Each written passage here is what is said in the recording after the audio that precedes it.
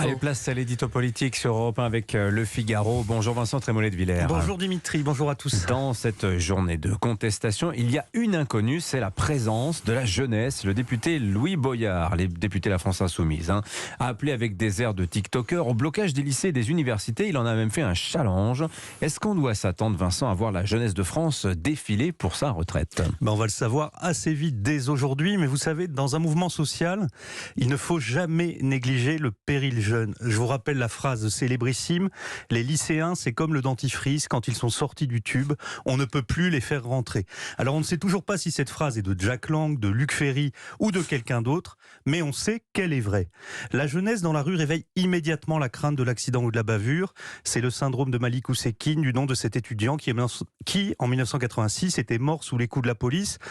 3 jours plus tard, le ministre Devaquet démissionnait et sa réforme était retirée.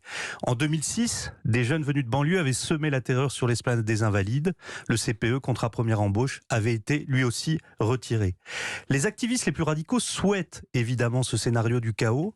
On se souvient que Le Média, ce site mélanchoniste, avait relayé en 2018 l'histoire de l'étudiant de Tolbiac dans le coma suite à une descente de police. Mais il n'avait pas plus d'étudiants dans le coma que d'affiches à la gloire de Nicolas Sarkozy dans les locaux de l'UNEF. Ce mensonge montrait simplement que les activistes cherchaient tellement un martyr qu'ils étaient prêts à l'inventer. Mais que ce soit Malik Oussekine, le CPE ou cette fake news de 2018, Vincent, à chaque fois on parlait de réformes qui touchaient directement les étudiants. Et c'est la grosse différence, oui. On n'est pas sérieux quand on a 17 ans, disait Rimbaud, mais on imagine mal le poète en train de compter ses points retraite entre Charleville-Mézières et Paris, comme on imagine mal Gavroche, le gamin des Misérables, participer au blocus challenge de Louis Boyard.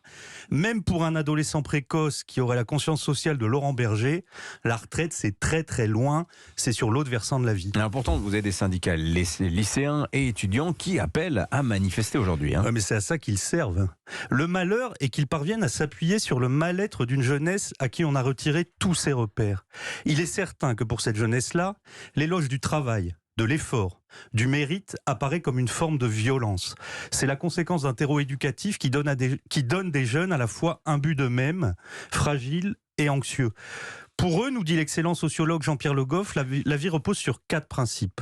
L'autonomie, qui est érigée en absolu, le rejet de toute forme d'autorité, la mise en accusation systématique du passé et la supériorité de l'instinct personnel sur la morale et sur les institutions. Alors vous ajoutez le narcissisme propre aux réseaux sociaux et le sentiment victimaire qui sature l'atmosphère, le ricanement adolescent, et vous avez Louis Boyard. Bourdieu plus TikTok égale la jeunesse insoumise. Mais attention, cette partie de la jeunesse n'est pas toute la jeunesse. On trouve aussi des tempéraments de bâtisseurs et de conquérants autant que d'honnêtes travailleurs. Alors aujourd'hui, ces jeunes essaieront tant bien que mal de rejoindre leurs cours, de mener leurs activités professionnelles ou associatives. La plupart d'entre eux pensent que la retraite par repartition n'existera plus quand ils auront 64 ans, mais ils n'en font pas un motif de révolution. Le problème, c'est que quand un politique dit la jeunesse, il évoque soit la génération climat, soit les amis de Louis Boyard, soit les banlieues de la diversité.